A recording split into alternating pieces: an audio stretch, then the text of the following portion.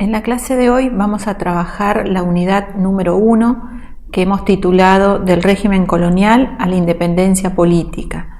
En esta unidad vamos a trabajar cómo el orden colonial, aquello que habíamos visto en la unidad introductoria, entra en un proceso de desintegración y de crisis y lleva a lo que llamamos el orden independiente en América Latina. Para ello vamos a entender que la ruptura del nexo colonial, de este pacto colonial, se entiende como revolución. En ese sentido tendríamos que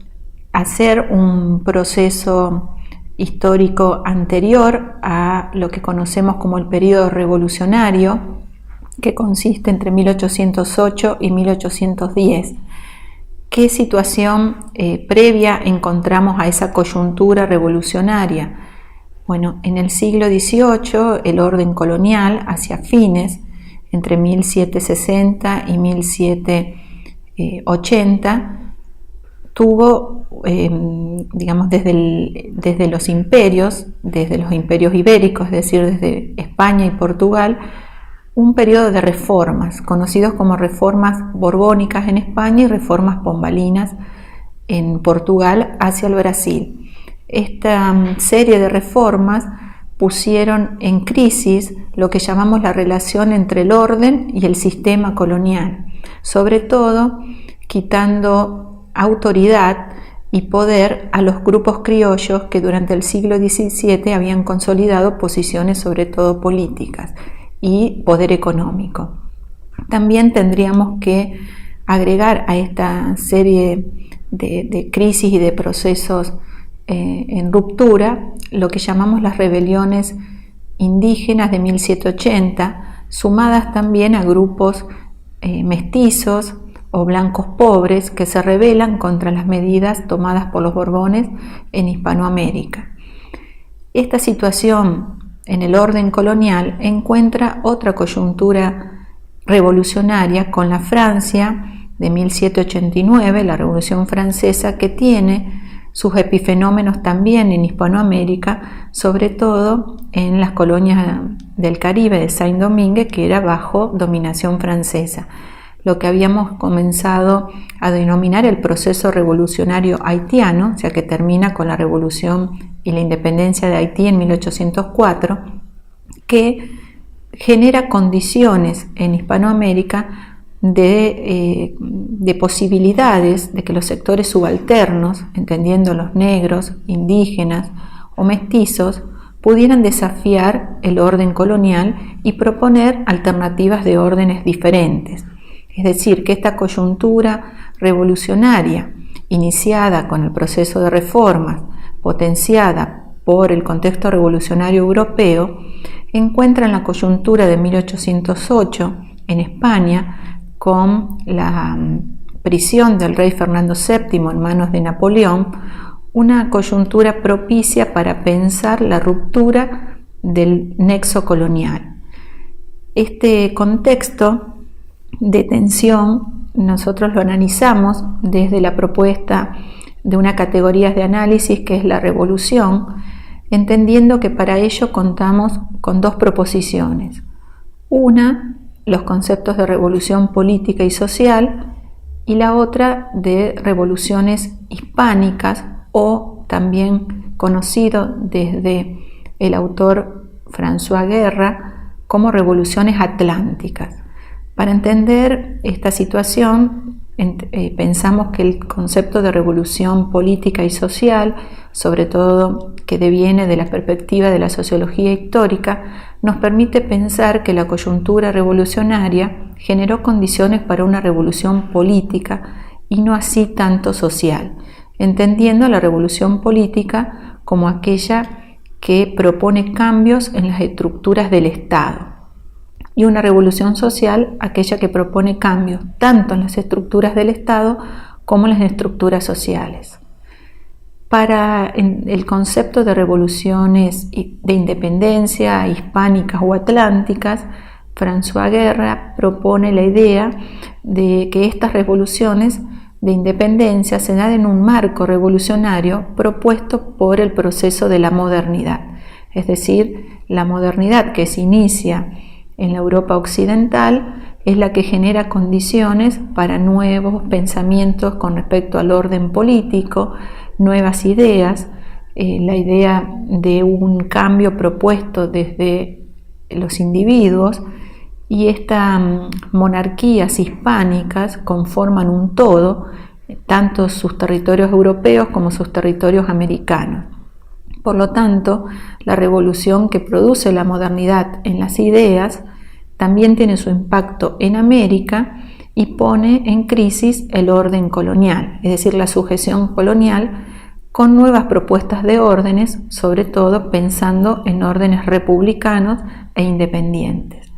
Por eso nosotros consideramos que el proceso de independencia puede ser pensado desde esta categoría, desde la idea de revoluciones. Para ello vamos a trabajar el caso mexicano, es de lo que llamamos la independencia de México, que durante el orden colonial correspondía al virreinato de Nueva España. El virreinato de Nueva España, a fines del siglo XVIII y principios del siglo XIX, también estaba organizado bajo el eje predominante de la economía minera y subsidiado por otras actividades económicas como las haciendas o la producción ganadera, también en lo que se conoce como los ranchos ganaderos. La situación social de fines del siglo XVIII y del siglo XIX también estaba conformada en una sociedad altamente jerarquizada, con los blancos, con los privilegios políticos y económicos, en tanto propietarios y en tanto la posibilidad de estar ligados a las autoridades virreinales, como una gran cantidad de población entendida como sectores subalternos, entre ellos los indígenas como mano de obra de todas estas actividades económicas, y esclavos negros también para plantaciones azucareras en la costa del Mar Caribe correspondiente al territorio de Nueva España. Esta situación de extrema polarización social tiende conexión con la coyuntura revolucionaria y el conocimiento de la prisión del rey Fernando VII, las preguntas acerca del poder, las preguntas acerca de quién manda, dónde reside el poder con la prisión del rey, y este vacío de poder es percibido por todos los sujetos sociales que conforman el orden colonial, tanto la élite blanca como estos sectores subalternos. Es decir, esta coyuntura revolucionaria abre posibilidades de desafíos al orden, pero con propuestas diferentes. Desde la élite blanca, inmediatamente los grupos se alinean a lo que llamamos realistas, es decir, a conformar las juntas de gobierno en nombre del rey preso, a la espera de novedades de la metrópolis. Mientras tanto, en los sectores subalternos, lo que habíamos denominado esta situación de extrema polarización, de sujeción y de explotación de la mano de obra y de los trabajadores, hizo que comience un periodo de protestas y estallidos sociales. En este sentido, la Revolución Mexicana la podemos trabajar en 3 etapas. Lo que llamamos el primer periodo de la insurgencia o el movimiento insurgente, el periodo de la contrarrevolución realista en 1815 y el periodo de la independencia propiamente dicha en el concepto de una revolución conservadora. La primera etapa del movimiento insurgente estuvo liderada por 2 curas de parroquia, Miguel Hidalgo y José María Morelos, 2 curas que tenían fuerte conexión con estos sectores desposeídos y que alimentaron la movilización y la protesta en demandas no solo contra la autoridad política, sino también contra los propietarios. Ustedes tienen las proclamas, que son las medidas llevadas a cabo por este movimiento, donde justamente es la propiedad de la tierra, la esclavitud y el tributo indígena los que son cuestionados. Este movimiento insurgente fue sofocado por lo que llamamos la contrarrevolución realista en un frente común entre peninsulares y criollos que se alinearon para frenar este potencial revolucionario desde abajo de estos sectores subalternos, justamente porque atentaban contra la propiedad y contra la sujeción de la mano de obra. También porque José María Morelos planteó la independencia de México de España, estableciendo lo que se llamó la República del Anahuac. Estos temas de cambios tan profundos y radicales fueron sofocados con la emboscada del movimiento y el asesinato de sus líderes. Este proceso de contrarrevolución encuentra también su coyuntura con el retorno del rey Fernando VII al poder y la restauración de la monarquía. Va a ser en 1820 cuando España tiene un proceso revolucionario también de corte liberal, lo que se conoce como la Revolución de Riego, que alienta a tomar la Constitución de 1812. Estas medidas liberales de la Constitución vuelven a poner en desequilibrio los privilegios de la élite mexicana y es allí donde se plantea la independencia, es decir, el imperialismo liberal, como lo llaman los autores, genera las condiciones para que México decida y encuentre la separación definitiva de España. Es lo que se conoce como una revolución conservadora, es decir, para preservar la estructura de poder interna es que los criollos mexicanos plantean la separación de una metrópolis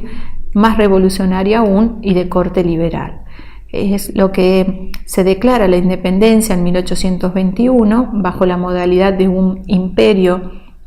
de México con Francisco Iturbide, un líder del ejército que frenó el movimiento insurgente y ahora líder de un ejército llamado el Ejército Trigarante, o el ejército que garantizaba las tres garantías: la independencia, la unión y la religión católica. Este imperio de México, liderado por Iturbide, va a ser muy inestable porque justamente grupos republicanos van a presentar otras propuestas y otros liderazgos cimentados sobre el fuerte regionalismo mexicano y la autonomía de esas regiones frente al imperio de Iturbide, y es así que este regionalismo tan fuerte encuentra su solución en el fin del imperio de Iturbide y el establecimiento de la República de México en 1824 bajo una república constitucional.